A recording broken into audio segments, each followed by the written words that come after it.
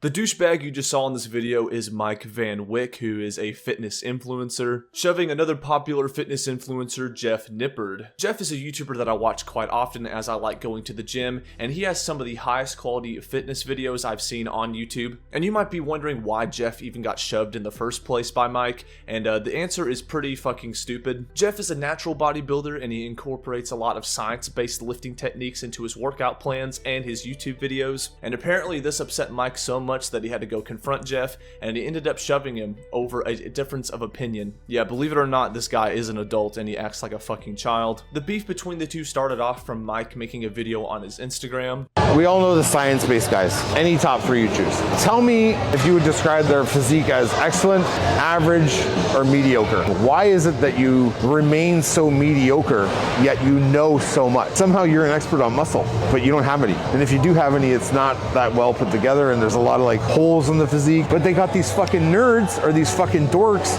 They try and prove themselves in shows, and they come in like fucking last. How dare they try to find the most optimal way to grow muscles, whether it be full range of motion or partial reps. How dare they conduct these studies to find more information to not only include in their workouts, but this information will help the entire fitness industry in general. How dare they do this kind of shit, them assholes. The clip I just showed you got a lot of attention, and Jeff Nippard ended up actually posting a response to this. Why is it that you remain so mediocre, yet you know so much? I know I don't need to respond to this, but since he asked, using science-based training, I won Natural Bodybuilding Nationals. I earned my pro card on the most competitive stage in the World Natural Bodybuilding Federation. I placed second in my first bodybuilding pro show, and while doing this, I set the Canadian record on the bench press, and I set a provincial record on the squat. If the people with the best physiques had the most knowledge, why would C-Bum need a coach? He has the best physique on the planet. Who could possibly know more than him? I like science because it gives me more confidence in what actually works and what doesn't, because it isolates variables. If you trust a big guy's advice over scientific studies, that doesn't bother me. I listen to what big guys have to say too. His response is pretty damn solid. He just says, yeah, I like this science-based lifting because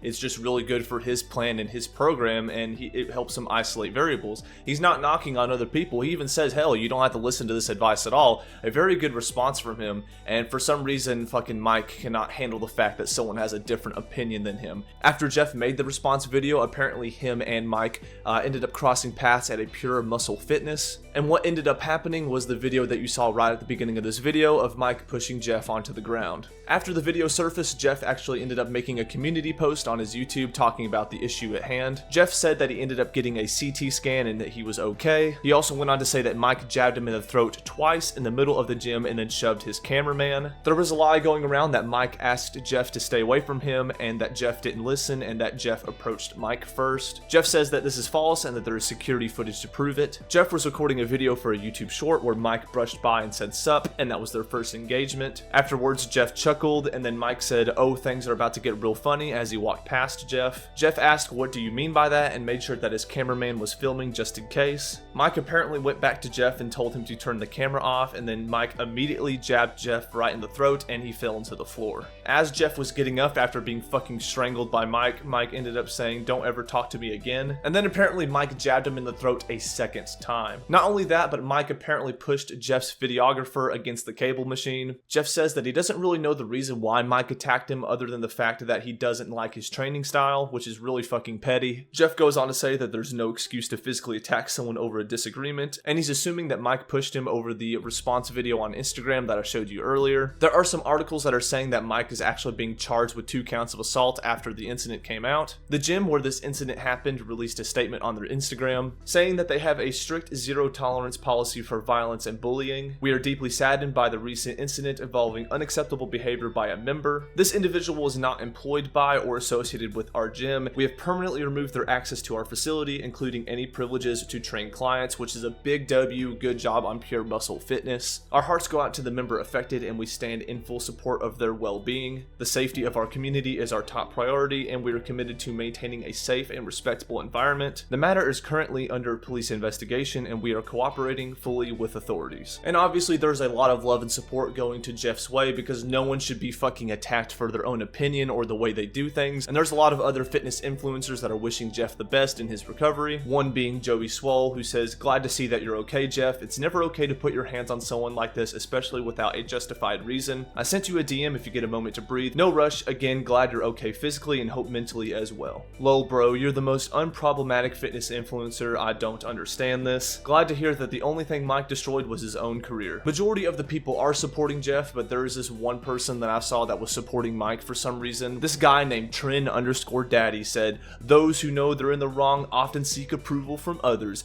desperately chasing validation to mask the truth. A quick 1-2 never hurt no one." So an absolutely abysmal take from Daddy here, with people saying, "Ah yes, Daddy is chiming in with some excellent social commentary." Can't tell if this guy's trolling this Psycho Mike guy or if he legitimately thinks that. I lost brain cells reading that. These people are such tools. As I'm recording right now, Mike hasn't said anything publicly about his assault on Jeff Nippard. He 100% deserves all the backlash he's getting from other influencers on YouTube and Instagram. I don't understand why you would disagree with someone and then think it is okay to go and physically assault them.